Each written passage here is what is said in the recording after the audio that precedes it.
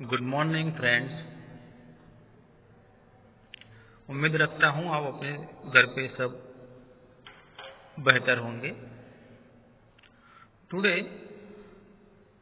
We discuss about the poem where the mind is without fear.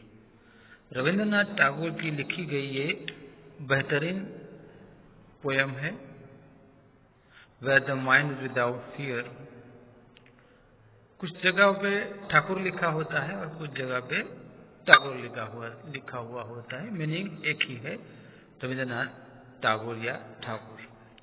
7th में 1861 to 7th August 1941, before independence he was died, and he became in 1930 the first non-European and the first lyricist to win the Nobel Prize in Literature for Gitanjali. Alfred Nobel द्वारा शुरू किया गया हुआ ये Nobel prize Europe में कई देश के साइंटिस्ट थे, उनको कई बार मिल चुका है, अमेरिका में भी कई बार मिल चुका है, लेकिन यूरोप से बाहर एशियाई कंट्री में अगर किसी को सबसे पहला नोबेल प्राइज मिला था तो वो टैगोर साहब को मिला था। गीतांजलि जो हमारा राष्ट्रगान आता है, जन गण मन अधिनायक जय हे भारत भाग्य विधाता, वो इसी गीतांजलि से ही लिया गया हुआ एक पोयम है। तो ये पहले नॉन यूरोपियन व्यक्ति रहे जिनको नोबेल प्राइज मिला था। कई बार ये ऑब्जेक्टिव टाइप क्वेश्चन में आता है, तो आपको ये याद रहे जो पहले हमारे लिटरेचर में इनको ही मिला था। उनकी जो पोयम है, इस पोयम को हम समझते हैं। यहाँ लिखा है गीतांजलि 35, यानी 35वें नंबर की ये पोयम है। वो जो उनका कलेक्शन बुक है, पोएट्री बुक, उसमें से ली गई हुई ये 35 नंबर की पोयम है। And this poem was written when British rule our country. आमतौर पे तो हमारे देश में सिर्फ 200 साल की ही स्लेवरी नहीं रही है, 1000 साल का रहा है। पहले हुमायूं आए, बाद में शक आए, फिर कुछ अलग अलग सल्तनतें आई और एक लंबे काल तक मुगल साम्राज्य रहा, और उसके बाद ब्रिटिश गवर्नमेंट आई। ईस्ट इंडिया कंपनी के नाम से आई हुई ये कंपनी 1857 में जो फर्स्ट स्वतंत्र संग्राम हुआ हमारा, उसके बाद रानी विक्टोरिया हमारे देश की निगरानी रखती रहती सीधे तौर से। कुल मिला के 1757 से 1757 जो प्लासी का युद्ध हुआ, वहां से लेके 1947 तक तकरीबन 190 साल तक अंग्रेजी हुकूमत हमारे देश में रही। और उससे पहले भी कुछ और जो मुगल या सल्तनतें थी, इन सभी के अलग अलग रूलिंग पावर से देश में एक तरह से मायूसी या स्लेवरी सी छा गई थी। कई सालों से ये सिलसिला था। अब ऐसा लग रहा था, उन दिनों में जब ये पोयम लिखी गई तब ऐसा लग रहा था कि हमारे देश में से जो बाहरी सत्ताओं का जो रूलिंग पावर है वो अब खत्म होने वाला है। और उस वक्त जब ये पोयम लिखी गई तो ये प्रे करते हैं भगवान से। This was written when the British rule our country, we were slaves to a foreign power. यहाँ स्पेशली नहीं लिखा हुआ है कि ब्रिटिश पावर ही थी, कई उससे पहले भी हम समझ सकते हैं, और करेंटली फॉरेन पावर के ये ब्रिटिश हुकूमत को भी हम समझ सकते हैं। Rabindranath Tagore, the great Indian nationalist and a visionary, wanted India to awaken to a bright dawn of freedom. आमतौर पे हमारे देश में जो चेतनाएं पैदा हुई वो शुरुआती तौर पे जब गांधी जी हमारे देश में आए 1915 में अफ्रीका से, उससे पहले तिलक साहब तो थे ही, लोकमान्य तिलक, लेकिन अगर बंगाल की बात समझे तो बंगाल से ऐसे बहुत सी प्रतिभाएं आई जिन्होंने देश को मजबूत बनाने में, राष्ट्र निर्माण करने में अपना पूरा सहयोग दिया। विद्यासागर, केशव चंद्र, स्वामी विवेकानंद, रामकृष्ण परमहंस, इन सभी लोगों ने हमारे देश में, हमारे देश के लोगों में, खासकर उस तरफ के लोगों में देश भावना या राष्ट्र हित की बात पे चिंतन करने की शुरुआत वही बंगाल से हुई। कोलकाता वो शुरुआती दिनों में जब ब्रिटिश हुकूमत हमारे देश में थी, तब कोलकाता हमारे देश का कैपिटल सिटी हुआ करता था और उसकी वजह से उन्होंने आसपास अच्छी शिक्षा व्यवस्था बना रखी थी जो वहाँ पढ़ना चाहते थे उनके लिए। तो वहीं से सारी प्रतिभाएं हमें मिली। उनमें से टैगोर साहब भी एक अच्छे स्कॉलर, पेंटर, ड्रामाटिस्ट और नॉवेलिस्ट रहे। उनकी जितनी भी पोएम उन्होंने लिखी है वो खुद कंपोज की है, वो खुद उसको अच्छी तरह से गाते थे। साथ ही हर पोएम के आसपास एक अच्छा सा पिक्चर बना देते जो पोएम से बिलोंग। गोरा और घरे बाहिर ये इनकी फेमस नॉवेल रही है और इन सभी नॉवेल या पोएम से, पिक्चर से, पेंटिंग से ये हमेशा दर्शाते थे कि कैसे मेरा देश महान बने। खुद एक अच्छे कपड़े पहनना, अपनी पर्सनालिटी को वो खुद एक अच्छे तरह से डेवलप करते थे और इसी तरह से वो समझते थे, चाहते थे कि सभी लोग आगे आए और आगे बढ़े। तो freedom from slavery and our mental change, इससे हम लोगों का जो मेंटल है, जो हम थोड़े प्रोएक्टिव हो जाए। सो वो मैं कहता हूँ कि आप इस पोएम को ठीक से समझे, पढ़े silently. It would be a good idea to memorize the poem, और इसको याद रखने का एक बहुत ही अच्छा तरीका है।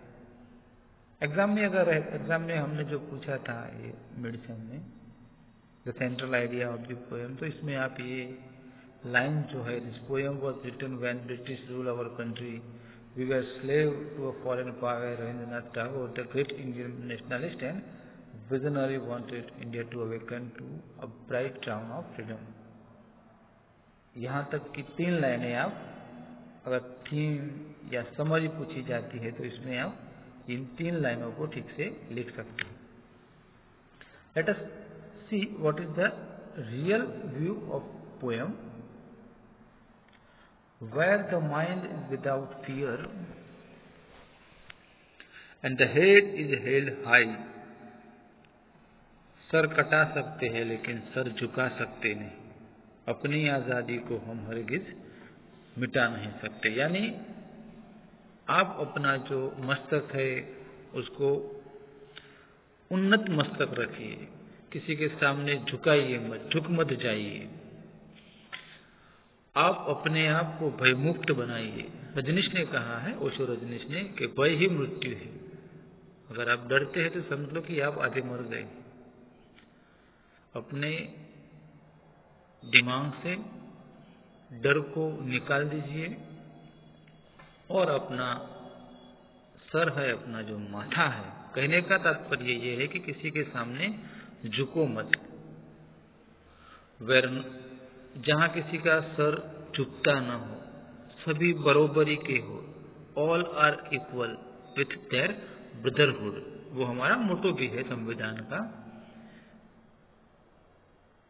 वेयर नॉलेज इज फ्री, जहां हर किसी को हर किसी तरह का ज्ञान मुफ्त मिले। यहाँ पैसों की बात नहीं है, but the boundaries of casteism, racism, धर्म की जो कुछ मर्यादाएं है वो सब एक तरफ रहे, लेकिन सबको पर्याप्त एजुकेशन मिले, सब आगे बढ़े। और सिर्फ इन्होंने लिखा ही नहीं है, टैगोर साहब ने, उन्होंने अपने उस दौरान कोलकाता में शांति निकेतन नाम का एक स्कूल भी शुरू किया था, जो आज एक विश्व भारती नाम की बहुत बड़ी यूनिवर्सिटी बन चुका है। वहाँ सबको एजुकेशन फ्री मिले, सब आगे बढ़े। ये बात सिर्फ लिखी ही नहीं है, उन्होंने ये साबित करके भी बताई है। तो सबको बराबरी का तक मिले, equal opportunity for every Indian, वैसा एक मेरा भारत देश बने। Where the world has not been broken up into fragments, एक ऐसा देश, एक ऐसा समाज जो छोटे छोटे टुकड़ों में न बटा हो। बाय नैरो डोमेस्टिक वॉल्स, हमारी कुछ घरेलू समस्याएं हैं, उन दिनों में बहुत सी समस्याएं हुआ करती थी, सती प्रथा था, वो तो शायद बंद करवा दिया था लॉर्ड बेंटिक ने, फिर भी दूर दराजों में वो सब चलता रहता था। तो जो ऐसे रिवाज है जिससे समाज को नुकसान हो रहा है, उन सभी दीवारों से हम बाहर निकले, अपने संकुचित या संकरी विचारों से बाहर आए और देश को बेहतर से बेहतर बनाने में अपना पूरा योगदान दे, सहयोग दे, ऐसी टैगोर साहब की भावना रही। Where words come out from the depth of truth, जहाँ हर शब्द हमारी अंतरात्मा से आता, हर कोई अपने देश के बारे में भला सोचे, कोई किसी का बुरा ना सोचे। बुरा करने वाला का तो वैसे बुरा ही होता है। आप जो भी सोचे वो देश के बारे में सोचे और पूरा देश एक अच्छी सोसाइटी बन के रहे, ऐसा टैगोर साहब मानते हैं। Where the mind is without fear and the head is held high, where knowledge is free। कई बार एग्जाम में होता है what is the meaning by Tagore where knowledge is free. तो कई स्टूडेंट्स ने एग्जाम में ऐसा लिखा था मुफ्त में एजुकेशन मिले। नहीं, मुफ्त एजुकेशन की बात नहीं है, ये education without any boundaries of, without any limits of casteism and racism, everybody have a equal opportunity. आपको ये लिखना है और कुछ नहीं लिखना है, अपने दिमाग से उपजाए हुए सवालों का जवाब नहीं लिखना है। तो यहाँ इस फर्स्ट स्टांजा में टैगोर साहब ने हमारे देश के लिए शुभकामना की है और उसको टुकड़ों से बचने की बात की है। Second stanza, where tireless striving stretches its arm toward perfection. Tireless striving, अथाक प्रयासों से फैलना है, टुवर्ड परफेक्शन, संपूर्ण व्यक्तित्व की ओर, एक अच्छे समाज की बुनियाद रखने के लिए हमें अथाक प्रयास करने पड़ेंगे, तब जाके हम अपने देश को एक सही और मजबूत देश बना पाएंगे। टायरलेस स्ट्राइविंग, जैसे कि आपको एग्जाम में अच्छे मार्क्स लाने हैं, एज ए स्टूडेंट आपको टायरलेस प्रयास करना पड़ेगा। इसी तरह अगर आप देश के बारे में सोचते हैं तो आफ्टर ऑल आप ही तो भविष्य है देश का। तो अगर आप अपने लिए प्रयास करते हैं, ऐसे ही इन फ्यूचर आप देश के लिए भी अच्छे प्रयास कर सकते हैं। So friends, where tireless striving stretches its arm toward perfection, अथाक प्रयास करने वाले देशवासी बने ताकि देश और भी मजबूत और भी बेहतर बने। But the clear stream of reason has not lost its way। Stream, प्रवाह, नदी का प्रवाह, अगर किसी भी नदी का प्रवाह सही दिशा में जा रहा है, reason has not lost its way, वो कभी भी अपना लक्ष्य होता नहीं है, हमेशा वो क्लियर विजन पे ही जाता है उसका। तो जैसे कि नदी का एक अपना लक्ष्य है कि उसको समंदर से मिलना है, वो उसका अपना रास्ता कभी भूलती नहीं है। अगर भूल जाती है तो क्या होता है, into the dreary desert sand of dead habits. अगर वो अपना लक्ष्य भूल जाता है तो कहाँ भटक जाता है, ड्रेरी डेजर्ट, सूखे रेगिस्तान में नदी खो जाती है। इसी तरह हम में अगर इसी तरह की कोई गलत आदतें हैं जो देश के हित में नहीं है, उससे हम दूर रहे। जिस तरह नदी अपना संतुलन खो बैठती है डेजर्ट में जाकर, इसी तरह अगर कोई व्यक्ति खराब आदतें रखता है, बुरी चीज़ों में फंसा हुआ है। वैसे भी आजकल युवा धन बहुत से ऐसे डेड हैबिट्स के पीछे लगा हुआ है।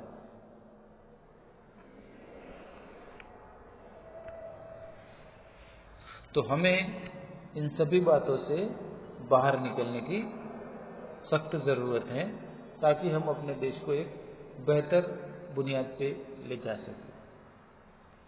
Where the mind is led forward by he, यहाँ he का मतलब यू है, आप ही तो वो है जो देश को आगे ले जा सकते हैं। आपके ही प्रयासों से देश आगे बढ़ेगा। Where the mind is led forward by you, आप ही इस देश को सही रास्ता दिखा सकते हैं। पूरे देश के लोगों से अनुरोध कर रहे हैं। और जो लास्ट स्टांजा है, लास्ट 2 लाइन है, उसमें टैगोर साहब ने देश के लिए सबसे अच्छी बात बताई है, and to ever widening thought and action into that heaven of freedom, my father led my country awake। हमें अपने विचारों को वाइड फैलाना है, विशाल बनाना है, और इतना ही नहीं, सिर्फ विचार सोचना ही नहीं, not only thought but take into action. आप जो सोचते हैं वैसा आप एक दिन बन जाते हैं। अगर आप हमेशा ये सोचते रहे कि मैं पागल हूँ, तो एक न एक दिन आप जरूर पागल हो जाएंगे। अगर आप ये सोचते हैं कि मैं अच्छा इंसान हूँ, मैं अच्छे काम करता हूँ और इसी से सब पे अच्छी इफेक्ट होती है, तो एक न एक दिन आप अच्छे इंसान बन के ही रहेंगे। तो आप अपने विचारों को फैलाइए, उसको एक्शन में लीजिए, उस हिसाब से आप काम कीजिए। Into that heaven of freedom, ये जो आपको आज़ादी का जो स्वर्ग मिला है, उसको आप सही इस्तेमाल कीजिए। जैसे कि आज आप स्टूडेंट हैं, आपको पढ़ने की सहूलियत मिली है, तो अगर आप चाहें तो इसको हेवन में, स्वर्ग में बदल सकते हैं। इसी तरह टैगोर साहब चाहते हैं कि मेरे देशवासी भविष्य में अंग्रेजों की हुकूमत से आज़ाद हो और उनका अपना एक स्वर्ग हो, जहाँ वो हर तरह से अपने विचारों को अच्छी तरह से फैला सके और पूरे देश के हित में काम कर सके। My father let my country awake, हे ईश्वर, मैं चाहता हूँ कि मेरा देश जागे। हम समझ रहे हैं कि ये पोयम उन दिनों की है जब अंग्रेजी हुकूमत थी। जैसे वो कहते हैं ना, जनगण मन अधिनायक जय हे भारत भाग्य विधाता, उसमें ही उन्होंने किसी भारत भाग्य के विधाता की बात की है। यानी वो भारत के भाग्य विधाता को प्रार्थना करते हैं कि मेरे जन मन, पूरे देश का जन मन है वो जागरूक हो। इसी तरह इस पोएम में भी वो यही कहते हैं, माय कंट्री अवेक, मेरा देश जागे और हर तरह की बुराइयों से बचकर आगे निकले। तो फर्स्ट जो लाइन थी हमारी, where the mind is without fear and hate is hide, वहां से लेके अंत तक की जो हमारी जो लाइन है, heaven of freedom, my father let my country awake, यानी पूरे देश से उनकी उम्मीद है कि पूरा देश हर तरह की गुलामी से जागे और अपनी उन्नति के रास्तों पे आगे बढ़ता जाए। तो इतना ही है फ्रेंड्स इस पोयम में। इसके मैं आपको इसके लिए तो सवाल पूछूंगा जो अपने एग्जाम में लिखे, लेकिन हम इसमें ये जो हमारा सेकंड स्टांजा था, इसमें जो into the dreary desert sand of dead habits, उसके बारे में आप लिखेंगे और उसका थीम क्या है इस पोएम का, या फिर the central idea of the poem आएगा। एक बार फिर से आप लिख के इसको गूगल क्लास में देंगे ताकि आप ठीक से पोएम समझ पाए।